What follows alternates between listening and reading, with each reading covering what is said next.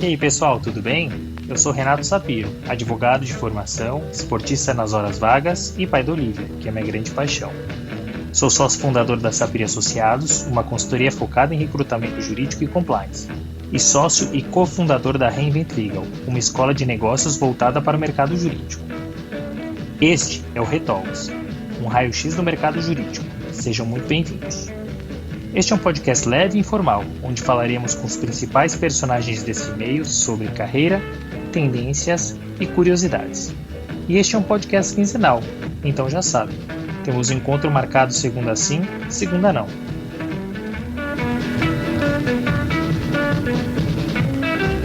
O título desse episódio é uma advocacia raiz. E é curioso, pois de um lado temos uma pessoa arrojada, mas de outro um profissional com uma carreira tradicional e sólida.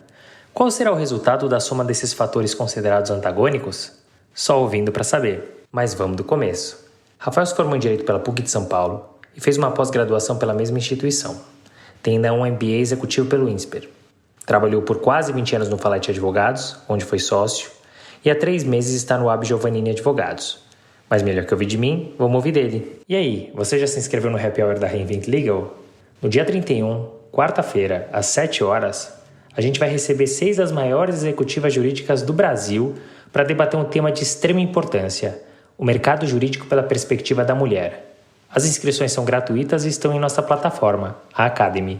Te esperamos lá. Rafael, obrigado por ter aceitado o convite do Retalks. É um prazer enorme ter você aqui conosco. Bom dia, Sapiro. Eu que agradeço pela oportunidade. Te confesso que quando você me convidou, eu até brinquei com você, né? Se o teu hall de advogados estrelados aí tinha acabado, né? Dado que o teu podcast tem advogados que trabalharam em escritórios no exterior, de grandes companhias, mas você me disse que a minha trajetória aí pode ser útil para outros, então vamos lá, topa o desafio. Sem dúvida, será muito. Acho que tem grandes curiosidades e conselhos importantes que você pode trazer dentro da sua carreira, que é uma carreira muito sólida. E por falar em solidez, eu já entro na nossa pergunta clássica, né? Você tem essa carreira bastante solidificada, você passou por 2 escritórios, sendo que um deles você fez uma mudança até mais recente, né? Essa trajetória, ela de alguma maneira foi planejada e, caso contrário, quais eram os seus outros objetivos? Olha, Sapiro, eu diria que o objetivo foi sim planejado, tá? Mas a trajetória em si, não. Por que eu digo isso?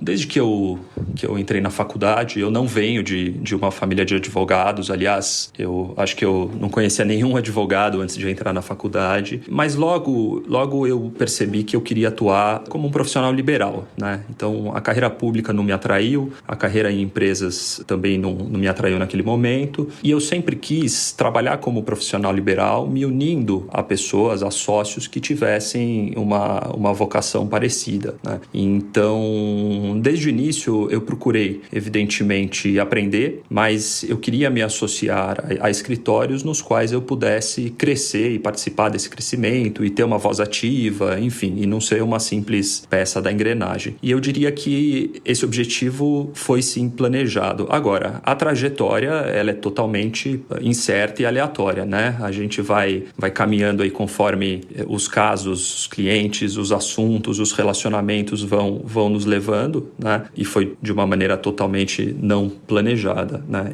Todo mundo fala daquela famosa palestra do Steve Jobs para os formandos de Stanford, né? Quando ele diz que só olhando de trás para frente você liga ali vários pontos. E isso para mim é muito claro, mas nenhum desses pontos durante a trajetória foram planejados e sim foram pontos que foram acontecendo e foram me levando aí para o meu crescimento. E é muito engraçado isso que você coloca da palestra do Steve Jobs, porque realmente faz muito sentido, né? Quando a gente olha para trás, a gente vê que a nossa carreira ela foi sendo construída de uma maneira ou uma trajetória que faz sentido, né?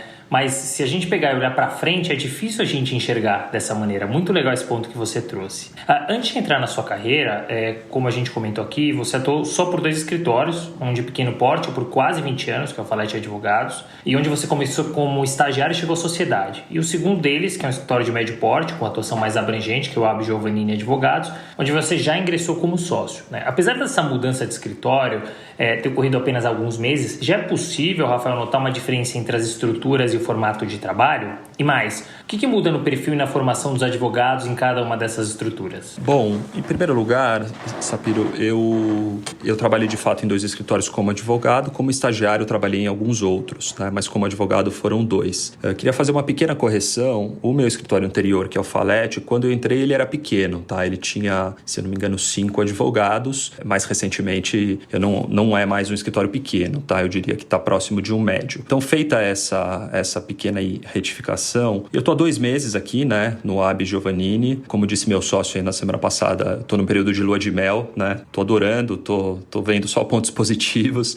Então, também não quero ficar comparando escritórios, pois poderia ser injusto aí em algum ponto. Agora, o que eu posso dizer, Sapiro, eu posso dizer algumas coisas. O primeiro, em razão do tamanho em si do escritório, né? O AB Giovannini é um escritório de médio para grande porte. A estrutura de back-office me surpreendeu. Tá? Então, essa estrutura muito profissional, ela permite que os sócios desempenhem muito mais o seu trabalho de sócio, muito mais focado, né, do que em outras estruturas. Eu sempre ouvi, né, você diz isso, várias pessoas dizem que o escritório deve ser uma empresa, e eu sempre achei isso exagerado, para ser sincero, tá, Sapiro? Advogado é um profissional liberal e uma empresa não serve para atender o cliente da forma como o advogado deve atender. Essa era a minha concepção. Mas eu estou vendo aqui que é possível encontrar um meio termo, tá? Então, existem N questões aí mais avançadas em termos de profissionalismo, pela fase que o escritório se encontra, que facilita muito o trabalho dos sócios, e eu diria que a tomada de decisões, tá? Então, a gente tem muita informação vinda do setor financeiro, do administrativo, do RH, que facilita bastante a tomada de decisões. Eu até brinquei aqui quando eu findei o meu primeiro mês, pareceu que eu cheguei num time de futebol aqui da Série A, fui lá no vestiário, o meu uniforme estava lá prontinho para eu entrar em campo e tem que fazer gol, né? Tem que fazer acontecer. Mas tudo estava muito pronto. No passado, né, e até contando da trajetória, como eu participei do crescimento do escritório anterior, a gente acaba fazendo de tudo um pouco, né? Cruzando, cabeceando, defendendo, o que foi muito positivo para a minha carreira, né? Aliás, eu não me vejo, né? Aliás, eu acho que as pessoas que se formam e já chegam numa estrutura muito pronta perdem um pouco dessa dor de entender aí como funciona todo o escritório. Mas então esse é um ponto que tem me chamado bastante atenção. O segundo ponto, Sapiro, é o fato do escritório ser full service, ou seja, o fato de ter as outras áreas do direito dentro do escritório tem me facilitado muito o atendimento aos clientes, né? Obviamente, sempre que surgiam matérias de outras áreas, como tributário, societário, trabalhista, a gente contava com o apoio aí de escritórios parceiros e de confiança. Mas o fato de você ter dentro do escritório, não estou falando que isso é melhor ou pior, simplesmente é uma constatação aí do meu momento atual, tem me facilitado muito, tá? Eu consigo dar uma resposta mais rápida e mais completa para os clientes. A sua segunda pergunta foi quanto à formação dos advogados, né? Assim, Sapiro, na minha carreira eu trabalhei com vários perfis de advogados, né?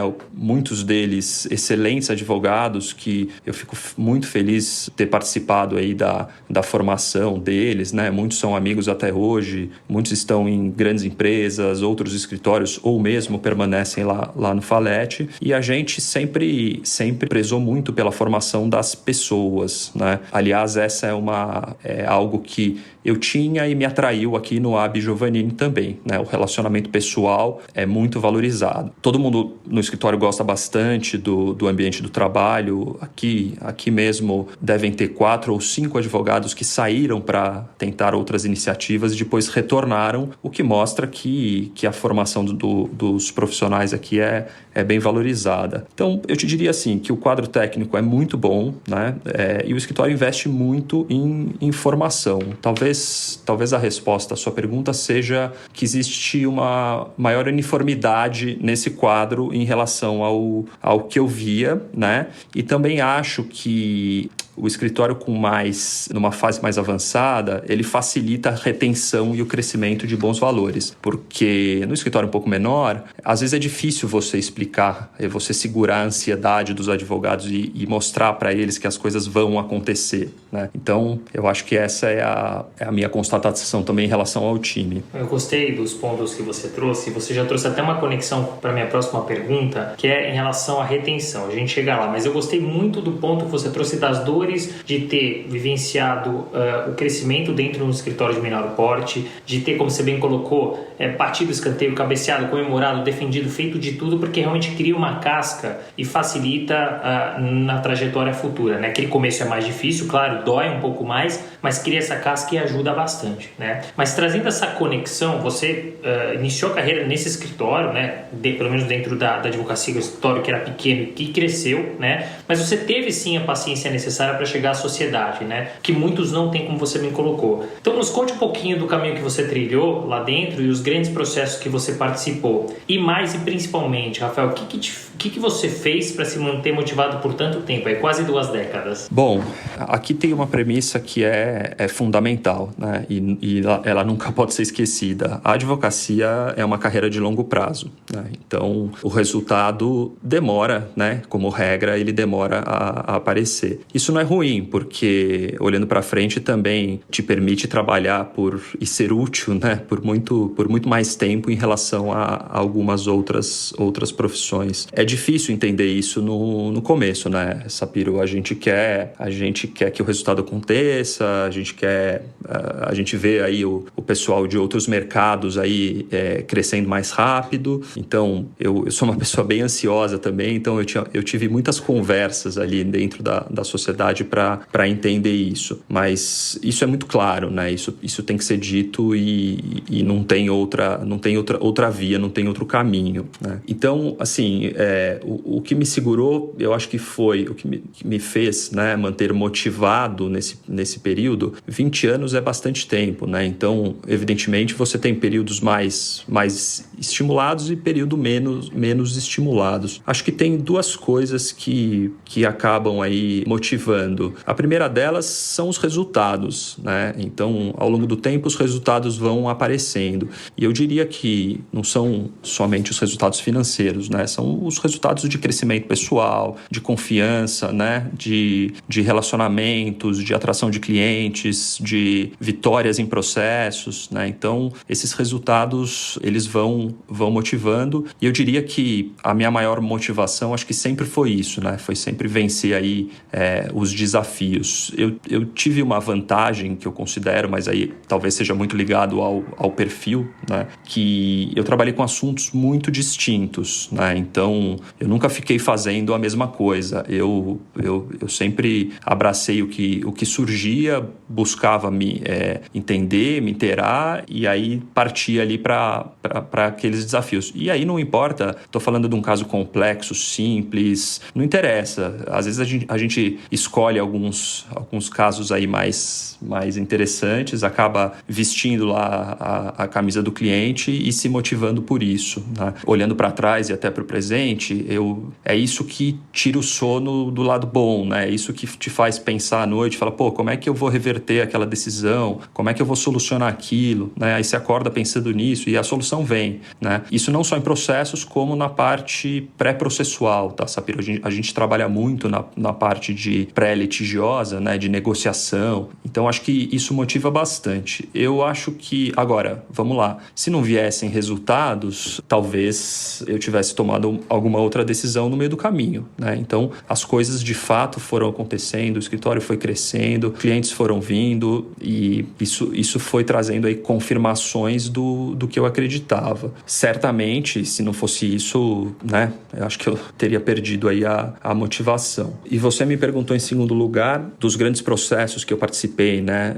Eu acho que é exatamente isso. Eu acho que a motivação, ela decorre, como eu disse há pouco, justamente disso. Obviamente, né, eu participei de muita coisa interna, né, de uma estruturação interna, de discussões internas. Até mais recentemente a gente trouxe profissionais de fora para ajudar ali na organização do escritório. Até tivemos um processo no meu escritório anterior de uma discussão de uma fusão, até por uma pessoa que você nos apresentou. Isso tudo é interessante, mas eu não diria que é motivação, não. Eu acho que a motivação é ver o resultado acontecer e ter casos aí interessantes e desafiadores para cuidar. Muito legal. Você traz uma verdade. As pessoas às vezes acham, ele passou 20 anos de estagiário, de advogado júnior até sócio, e acham que é fácil, mas não é fácil se manter motivado. Você realmente tem muitos altos e baixos, e como você bem colocou, se os resultados não aparecessem, não teria como manter essa motivação. Tem um tema que eu gosto muito dentro dos escritórios, que é o famoso intraempreendedorismo, né? Que é empreender dentro do escritório, que é uma forma de se manter motivado, né? Ou seja, você cria projetos dentro do escritório, você abraça causas dentro do escritório que fazem com que você se mantenha motivado, né? Isso tem acontecido cada vez mais dentro das estruturas e o que faz com que essa ansiedade ela seja diminuída, né? Porque a gente vive realmente, o mercado jurídico é um mercado bastante ansioso. As pessoas que vêm, os advogados júniores e plenos, têm muita ansiedade. Isso é natural. Eu ouço muito aqui com o Headhunter essa pressa que eles têm, né? Mas eu acho que essa história do intraempreendedorismo ajuda bastante, né? Mas gostei do que você trouxe aqui. Agora uma pergunta em relação à sua mudança, né? Você vem de um escritório, como você bem colocou, que era pequeno, tinham 5 pessoas, cresceu, se tornou um escritório de médio porte, você já estava lá há 2 décadas, né? Conhecia todo mundo, conhecia os clientes, conhecia a rotina. O que te motivou a migrar para um escritório um pouco maior, como você bem colocou, de médio para grande porte, com uma atuação full service? Bom, Sapiro, eu não tenho essa resposta pronta, tá? Para falar a verdade, eu estava em uma situação, em uma zona de conforto, né, no meu escritório anterior, considerando a liberdade e a história que eu tinha no escritório, né? Um relacionamento muito bom com todos. Então, assim, eu nunca me dirigi para fora procurando algo específico, tá? O que acontece é que eu chamaria que a minha inquietude, né, sempre me levou a conversar muito com muitas pessoas, né? E aí pensando muito em médio e longo prazo, né? Eu sempre olhei muito para frente. E eu comecei a conversar ao longo... Isso, Sapiro, vem de anos, né? Conversa com um, conversa com outro. Nada específico assim, mas para entender como funciona ali, como funciona aqui, como funciona o mercado, né? Como é que são as coisas. E em uma dessas conversas, que deve ter mais ou menos uns 2 anos ou um pouco mais, eu fui apresentado por um amigo em comum para um dos sócios aqui do AB Giovannini. A gente trocou algumas ideias e foi muito boa essa conversa. Foi um almoço que foi muito interessante. E disso surgiram outros bate-papos, de vez em quando a gente se encontrava, mas sem qualquer interesse, só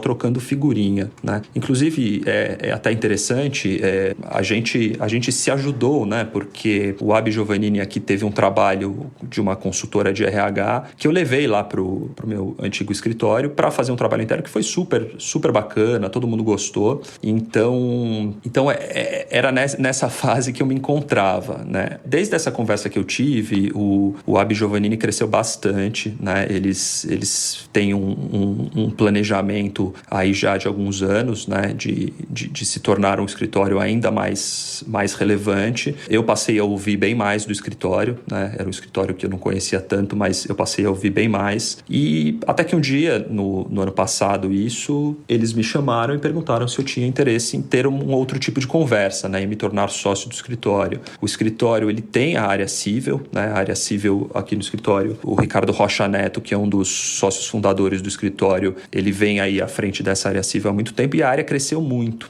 A área teve resultados aí bastante expressivos, atraiu novos interesses, a parte de arbitragem cresceu bastante também e o escritório, nesse planejamento de longo prazo, ele entendeu que a vinda de um novo sócio poderia fortalecer ainda mais essa área. Então, aí eu, chamado aí ao desafio, eu comecei a refletir, a entender melhor. No final das contas, topei o desafio, né? Evidentemente, de uma forma bem planejada. Meus sócios aqui brincam que eu fiz uma due diligence com eles e eles comigo, né? Porque aí eu fui conversar com todo mundo que conhecia e só tive boas referências, né? Espero que vice-versa, né? Tanto que eu estou aqui. Mas aí eu entendi, conheci a história, conheci as pessoas, até mesmo essa profissional de RH que eu comentei, que fez um estudo sobre cada sócio, né? Inclusive o meu, a gente trocou essas informações, né, entre sócios, então foi bacana. Então foi assim que aconteceu a minha mudança. Eu comuniquei, né, no escritório, comecei aqui no início início do ano. Felizmente, saí pela porta da frente, né? Eu acho que eu fico muito feliz por isso, porque a gente vê aí sociedades se desfazendo de uma forma pouco amigável às vezes, e eu saí de uma forma bem combinada, o escritório continua fortalecido, continuamos amigos, e eu tô aqui no meu novo desafio aqui super feliz também. Poxa, que bacana. É sempre importante, na medida do possível, às vezes não depende da gente, mas tentar sair de portas abertas, né? E você traz algo muito importante, né? Independente da senioridade, as pessoas elas precisam sempre estar abertas e ouvir e conhecer o mercado, né? Eu já cansei de conversar com pessoas que se fecharam ao mercado e na hora que elas quiseram se movimentar, elas tiveram bastante dificuldade, né? Então esteja atenta, ouça, conheça, não precisa necessariamente se movimentar, mas conheça as pessoas, ouça sobre as oportunidades, isso vai ajudar bastante. E você traz um ponto que é muito legal, que é movimento de sócios, né? Movimentos laterais. Isso não é fácil, né? Eu sei porque eu acompanho bastante aqui, eu sempre brinco que é pior que casamento, né? Porque no casamento você namora, depois você vai conhecendo, aí você toma uma decisão, você casa, isso é uma coisa. Agora, movimentos de sociedade são mais difíceis ainda, né? Porque você até comentou, teve a paquera, depois teve o namoro, casou. Mas assim, é pouquíssimo tempo realmente que as pessoas têm para conhecer toda uma estrutura, ainda que você, como você bem colocou, você fez sua lição de casa, sua due diligence e vice-versa, é muito difícil isso, né? Quer dizer, você ter sinergia com os sócios, vocês terem o mesmo formato de pensamento, o mesmo DNA. Então, que bacana que deu certo e faço fotos aí que vocês tenham vida longa, né? Sapiro, eu queria aproveitar e acrescentar nesse sentido, né? Eu sei que o seu podcast aqui, ele é justamente para trazer informação para as pessoas. E eu acho que uma coisa que eu busquei foi informação, né? Nesses 20 anos, eu tive um período inicial muito olhando para dentro, né, do escritório, trabalhando, aprendendo, né? Então, e a partir do segundo período, eu comecei a olhar mais para fora, no sentido de me relacionar mais, de buscar, né, trazer mais interesses para o escritório. E nessa fase mais recente que eu comentei com você, eu conversei com muitas pessoas para entender como funcionava. Então, na minha cabeça, o escritório AB Giovannini, ele preenchia aí tudo que eu queria, né? Mas, obviamente, você nessa decisão tão importante, né, nessa decisão de vida, você coloca tudo na mesa, né? Poxa, será que eu vou lá com mais um sócio e vou pequenininho? Será que eu vou para uma estrutura maior? Será que eu vou para um banco, para uma empresa? Você pondera tudo isso, né? Então, acho assim, quanto mais informação você tiver, quanto mais opinião de pessoas que conheçam, e aqui eu estou falando com um conhecedor aí, um dos maiores conhecedores do mercado jurídico, melhor a sua decisão, né? Então, se eu puder deixar um conselho aqui, é esse, né? Ouça o máximo de opiniões possíveis de quem conhece. Rafael, essa é uma ótima dica, excelente dica. Gostei muito desse conselho, Rafael, porque isso é fundamental. Quanto mais informação você tiver, melhor a sua decisão, né? Ou você tem a chance de tomar uma decisão mais acertada. Então, se a pessoa vai participar de um processo seletivo, de novo, independente da senioridade, busque informações da empresa, converse com pessoas que já passaram por lá, converse com pessoas que hoje estão lá, e eu sempre brinco, vai ser entrevistado, entreviste também, busque informações. Então, gostei bastante desse conselho. E falando um pouco da tua trajetória, tem uma curiosidade, assim, você já teve a oportunidade de, digamos, enfrentar algum profissional que você tinha como referência do outro lado da mesa? Nunca tive, assim, um embate com alguém que fosse meu ídolo, vamos dizer assim. O que acontece é que ao longo do tempo você vai tendo casos com escritórios que são referências, né? Com grandes escritórios. Isso vai trazendo confiança, né? Porque você consegue, né? Na minha área, trabalhar ali e litigar de igual para igual e muitas vezes sair vencedor, né? Então, mas assim, eu não tenho uma pessoa de referência assim que eu possa dizer que teve um caso marcante. O que eu me recordo, que eu achei na época foi desafiador para mim, eu estava bem no início da carreira e a gente teve um processo cujo advogado da parte contrária era um grande escritório e era um desembargador aposentado. E no dia do julgamento, eu fiz a sustentação oral. Puxa, era um garoto, tinha 20 e poucos anos e depois ou antes, não me recordo quem falou primeiro, mas veio esse ex-desembargador que foi super enaltecido ali pela Câmara Julgadora e no final a gente ganhou o processo, né? Então eu fiquei super feliz ali naquela época e ver que é possível, né? Então nesse sentido é interessante. E mais recentemente aconteceu uma coisa também que me marcou, que no início da pandemia eu escrevi um texto para um portal jurídico. Sapiro, eu não tenho uma atuação acadêmica, tá? Eu escrevi poucas coisas, assim, eu não tenho esse viés. Mas no início da pandemia eu olhei para fora assim, e falei, caramba, olha a quantidade de discussões jurídicas que vão surgir disso, né? E nesse dia tinham 2 casos no Brasil. E eu escrevi um texto lá para um site, um texto simples ali. E um dia um amigo me manda uma mensagem. Ele falou, pô, Rafael, você viu que o seu texto foi citado num acórdão da Câmara Reservada de Direito Empresarial? E aí para mim foi assim, foi uma satisfação por participar, não pela divulgação do meu nome, até porque isso acaba sendo relativamente comum para quem participa desse foco aí mais acadêmico, né? Tenho vários amigos que já aconteceram isso. Mas como eu não tenho essa atuação e como é um momento importante na história, né, do direito também, o julgamento dos reflexos da pandemia aí nas relações jurídicas, foi um fato interessante. Poxa, que legal, muito bacana mesmo. E olhando agora para a tua carreira, assim, tem alguma situação, algum exemplo que deu errado? E se sim, como é que você agiu ou corrigiu? Então, Sapiro, como eu fiquei 20 anos no mesmo escritório, eu não fiz movimentos de carreira, né? A tua pergunta foi nesse sentido. Eu fiz movimentos internos, né? Então, internamente, você estrutura para cá, vai para lá, passa a cuidar de um caso assim, assado. Então, assim, algo que tenha dado errado, o que é uma coisa que eu detectei mais recentemente é o seguinte: quando eu me formei, eu passei a olhar muito para dentro do escritório e fiquei muito distante da minha turma da faculdade, tá? Dos meus colegas da faculdade nessa primeira fase. Não sei, na minha ingenuidade, não só a questão de amizade, mas a questão profissional ali não seria complementar. E, puxa, esse é um grandíssimo erro, né? Porque os meus colegas e os colegas que eu vim a conhecer, cada advogado tem uma especialidade, né? Assim como o médico. Então, a quantidade de casos que a gente recebe de indicação e que a gente indica para colegas é imensa. Eu te diria que esse talvez tenha sido um erro do meu começo de carreira, não pensado, tá? Totalmente involuntário, mas que em algum momento eu senti a importância e me esforcei um pouco mais para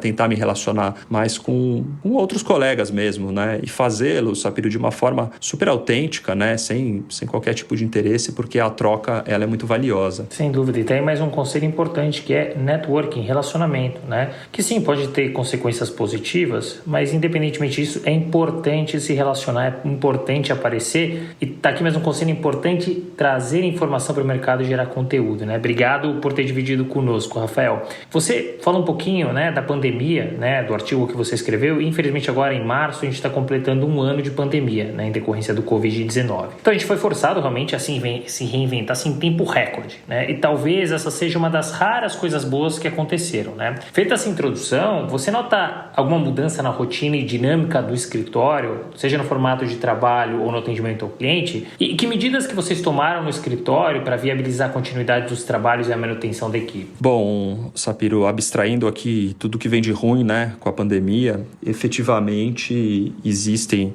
aí do ponto de vista operacional ganhos, né?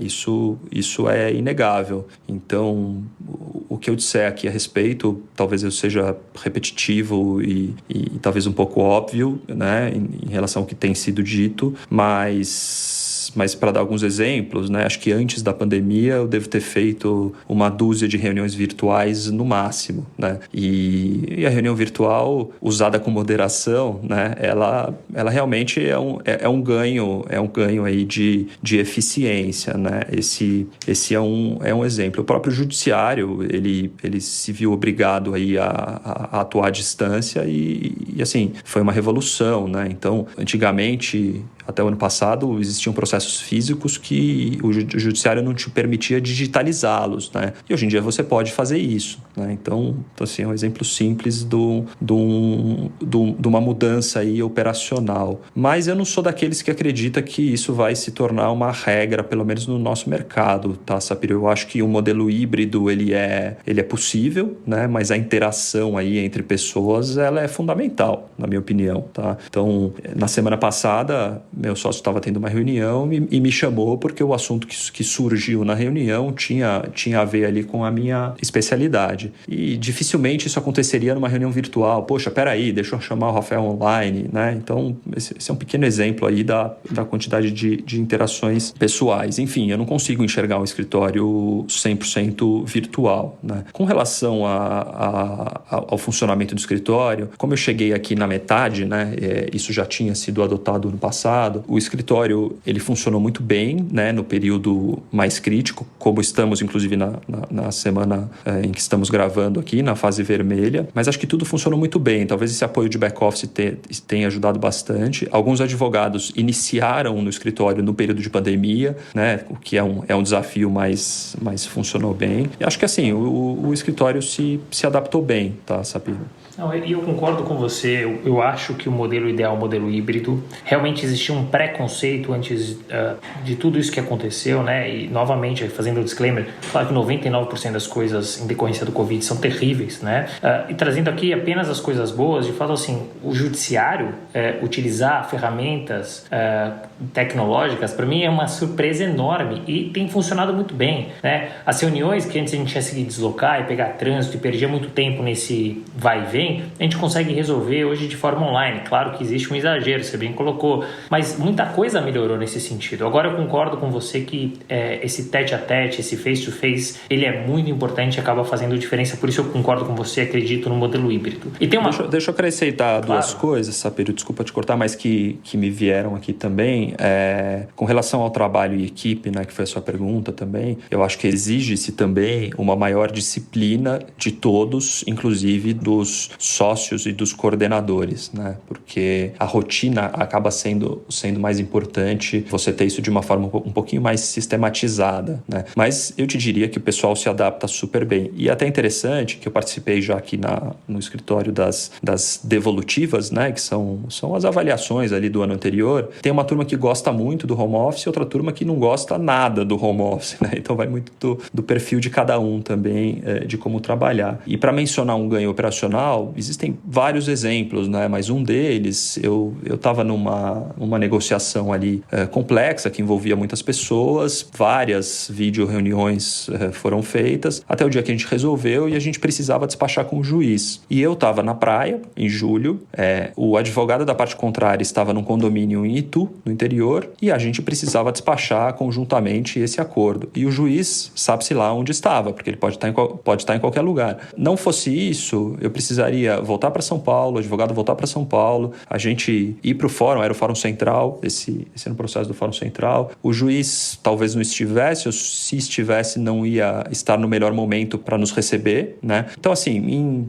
em 10 minutos, a gente conseguiu resolver aquilo lá e foi melhor para todos, né? Então, esse é um exemplo prático aí de que quem é do contencioso conhece isso bem, né? Não é nenhuma novidade que eu estou falando, mas acho interessante aqui dividir com vocês. Sem dúvida, muito bacana. Isso tudo que a gente está falando é reinvenção, né? Então, pensando nessa reinvenção, atrelada a um cenário de cada vez maior competição entre os escritórios e maior investimento em tecnologia, como é que é possível garantir que esses escritórios de menor e de médio porte possam competir com os de maior porte? Eu nunca refleti muito sobre isso, mas a minha impressão é que é até um facilitador para os escritórios de menor porte, tá? Eu acho que se por um lado se exige um maior investimento, por outro lado a tecnologia é cada vez mais acessível, né? Não só a tecnologia, como também a informação. Então, eu entendo que isso é positivo para os escritórios de menor porte, tá?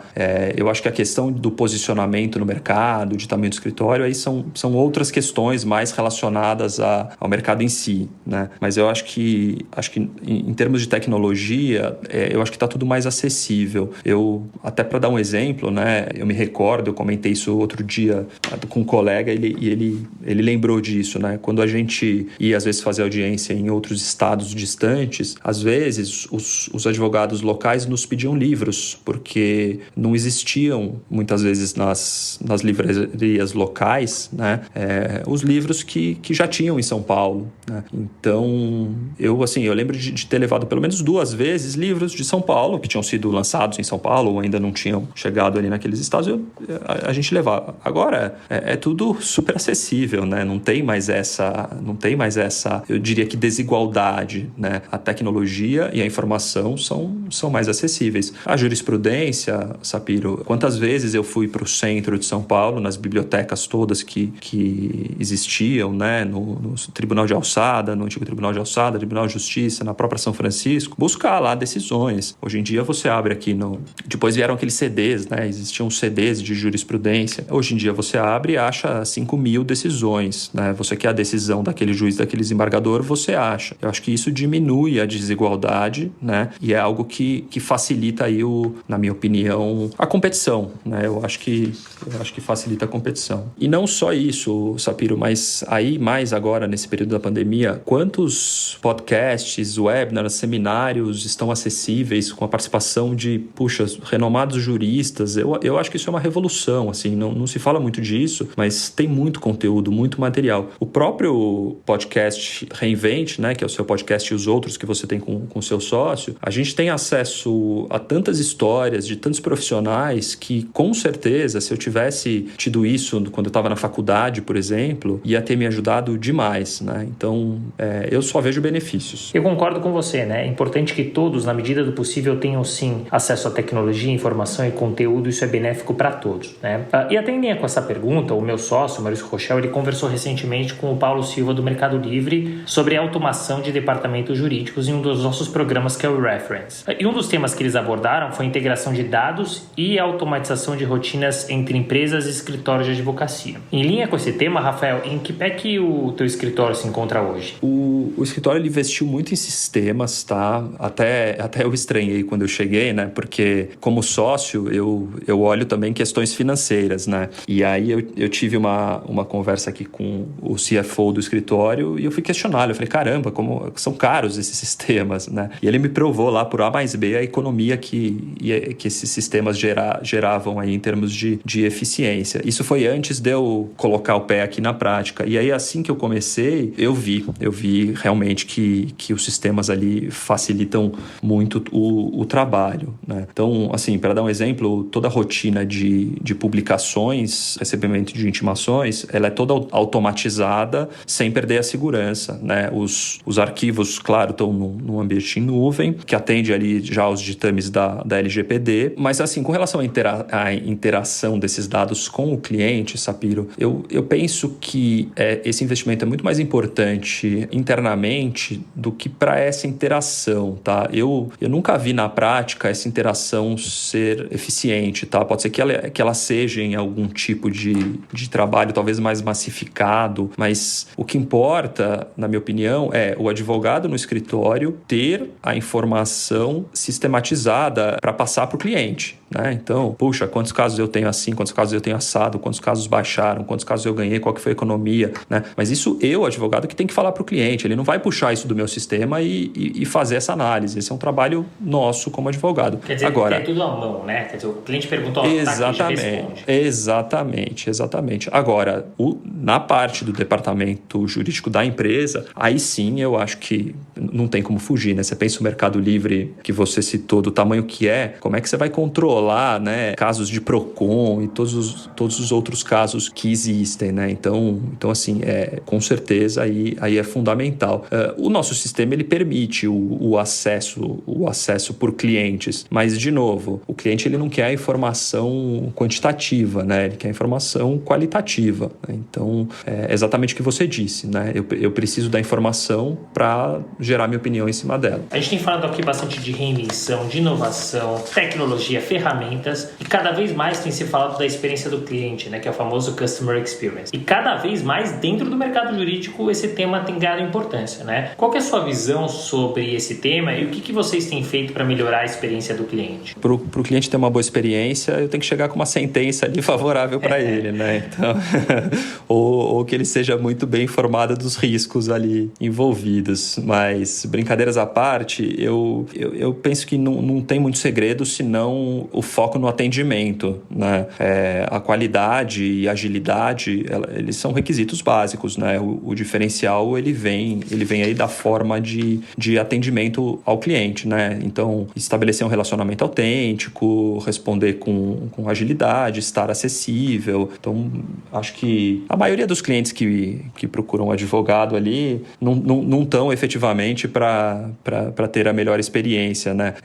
Mesmo aqueles que ganham, né, alguma coisa, esse ganho geralmente vem de um problema. Estou falando isso muito na minha área, tá, Sapiro? Porque a gente tem aqui o societário, por exemplo, que tem mais de uma dezena de M&As rolando, e na semana passada eles fizeram aí a conclusão da venda de uma companhia agrícola importantíssima para um grupo espanhol, e aí sim, né, a gente vê a dedicação do time para fazer o negócio acontecer e a satisfação do cliente ao final disso, né? Então, mas como é que o escritório trabalha com isso? Treinamento, tá? Então, o escritório tem um orçamento anual e dentro desse orçamento sempre existem treinamentos. Então, os sócios e os advogados são constantemente treinados por pessoas de fora, por pessoas que entendem, para lidar com clientes, né? Para lidar com pessoas, para negociar, né? Então, acho que essa é a forma de trabalhar aí nesse quesito. Maravilha, muito bom. Antes de chegar no nosso quadro final, posso polemizar um pouquinho? Vamos lá. Então tá bom. Aqui. Esse é um tema assim que é bastante polêmico, né? Recentemente o estado de Utah, nos Estados Unidos, ele passou a admitir profissionais não advogados como sócios em sociedade de advogados, né? Você acredita que a adoção desse modelo traz benefícios para incrementar a qualidade dos serviços do escritório de advocacia e quem sabe até incentivar a criação de modelos de negócios diferentes no nosso mercado? Bom, aqui eu vou ser cético. Eu acho que mesmo em uma estrutura organizada, profissional, grande, a advocacia ainda é uma profissão liberal. Então, imaginar que você vai ter ali um investidor como teu sócio, embora os sócios também estejam aqui para desfrutar dos resultados da atividade, né? Mas alguém que é de fora, eu vejo isso muito distante, tá? É claro que, aliás, é muito claro que todos os profissionais têm que ser beneficiados com o resultado do escritório, né? Então, aqui no escritório, por exemplo, desde o funcionário que tem o menor salário até o maior, todo mundo é beneficiado ali com os resultados. Os profissionais da área financeira, por exemplo, são contemplados, incentivados e beneficiados com isso, mas você tem formas para fazê-lo, né? No final das contas, quem se reúne para somar esforços e atender os clientes são os advogados. Então, você me pegou de surpresa, porque eu não refleti aí melhor sobre esse assunto, né? Mas eu não consigo enxergar. Lembrando que o Brasil, ele ainda está muito distante dos Estados Unidos nesses temas, vide a questão do marketing, tá? Que eu também tenho minhas ressalvas com relação ao marketing, né? Mas nos Estados Unidos, todos sabem, todos conhecem como a publicidade é liberada, e eu me recordo de entrar no metrô em Nova York e ver lá 0800 recuperação judicial, né? Então você fala, quem que vai ligar? Quem que vai estar esperando o metrô e vai ligar para esse telefone? Mas alguém deve ligar, né? Porque se está lá escrito, então acho que estamos distantes ainda. É verdade, eu te peguei de surpresa aqui, é verdade, mas é um tema que é realmente muito polêmico, tem muito a se pensar, eu acho que tem prós e contras, mas eu concordo com você, eu acho que uma realidade, pelo menos pensando em Brasil, um tanto quanto distante, eu acho que a gente tem que percorrer ainda um caminho longo, resolver outras várias questões, outras várias polêmicas antes, né? Mas bom ouvir um pouquinho da tua visão, né? E agora, até chegando aqui no nosso quadro final, esse bate-papo tá muito bacana, mas uma hora infelizmente tem que acabar, né? Então eu queria, Rafael, que você trouxesse aqui um livro, um filme ou uma série para indicar para os nossos ouvintes. Filme e série, eu brinco com minha esposa que eu vejo aqui no escritório, né? Acho que os casos, as histórias dos clientes são filmes aqui para mim, então não tenho assim nenhum em mente aqui para indicar. Livro, eu tô lendo aquele livro que fala da Odebrecht, né? Da Malu Gaspar, tá interessante, tô lendo aqui a Conta-Gotas, mas tô achando interessante. E acho que para advogados, principalmente em início de carreira, tem aquele livro do Francisco Musnick, que é o Cartas a um Jovem Advogado. Acho que tem uns conselhos ali bem bem bacanas, né? Inclusive, quando eu cheguei aqui, eu peguei ali 2 páginas e circulei aqui na minha equipe, porque acho que tem uns conselhos que sempre são válidos. Muito bacana a indicação desse livro. Nós tivemos a oportunidade de entrevistar a querida Bárbara Rosenberg, que é sócia lá do BMA e do Chico Musnick, e uma das indicações dela, e olha que a gente nem tinha ainda essa pergunta, mas foi esse livro, porque realmente é muito importante, principalmente para esses profissionais de início de carreira. Então, foi um ótimo conselho. E por falar em conselho, que conselho ou quais conselhos que você traria para os profissionais do nosso mercado? Sapiro, eu acho que o advogado ele precisa ser curioso, interessado, ele precisa se manter sempre atualizado, né? Nunca somente no seu mundo, né? Ele precisa se abrir para outros mundos, tem que estudar, tem que se manter atualizado, tem que ser persistente e paciente pelos motivos que a gente já falou, né? Tem que trabalhar em capacitação pessoal, né? E na busca de resultados, sem deixar a ética de lado, né? Afinal, a confiança que o cliente... A confiança é o principal atributo ali que a gente pode almejar, né? De um cliente. A confiança ela é uma soma ali de várias características. Até existe um diagrama ali sobre isso. Se você digitar no Google, ele aparece, que eu gosto bastante. E acho que não se acomodar, né? Acho que não se acomodar, apesar da minha história longa anterior, eu nunca me acomodei, eu sempre busquei ali me atualizar, estudar, né? Eu fiz um MBA executivo que era fora do direito para aprender outras coisas, né? Foi importantíssimo. E por fim, eu acho que o advogado ele deve se submeter ao máximo de situações possíveis, né? Buscar isso, né? Então, talvez em alguns profissionais eles fiquem fazendo aquele dia a dia e se acomodem nesse dia a dia e não busquem isso. Agora, quanto mais desafios, quanto mais situações você se expõe, a mais oportunidades você está exposto, né? Assim, talvez seja um pouco óbvio que eu esteja falando, mas não é, né? A gente, olhando de fora também, a gente vê que algumas pessoas não fazem isso. Por fim, eu acredito que é ter bons mentores. Quando a gente começa a carreira, a gente não tem acesso ali a muitas pessoas, né? Mas acho que os bons conselhos ali, eles valem ouro, né? Acho que, assim, poucas coisas... E aqui, só para concluir também, eu cito um exemplo que a turma que trabalhou comigo já ouviu 50 vezes, né?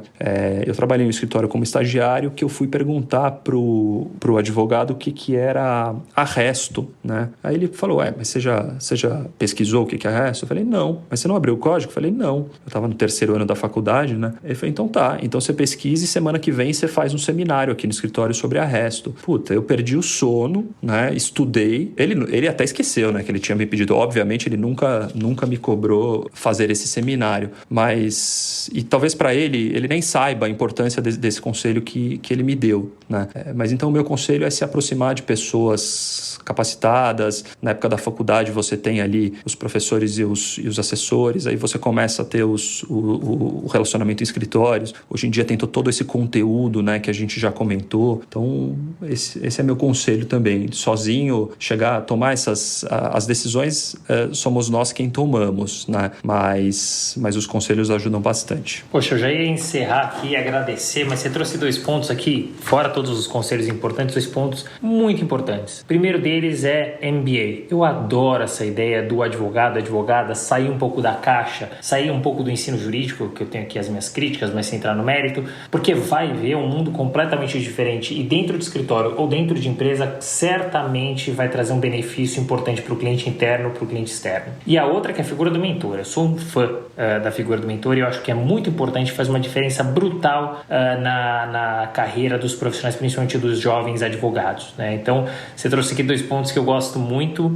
E obrigado, foi um bate-papo muito bacana, Rafael. Obrigado por ter contado um pouco da tua carreira, da tua trajetória, das curiosidades, dos conselhos. Tenho certeza que esse vai ser um episódio que vai ajudar muitos profissionais do nosso mercado. Muito obrigado pela gentileza. Sapiro, eu que agradeço. Parabéns pelo seu trabalho. Fico feliz em ter sido convidado e se ajudar, se for útil aqui para um ouvinte, já vou estar feliz.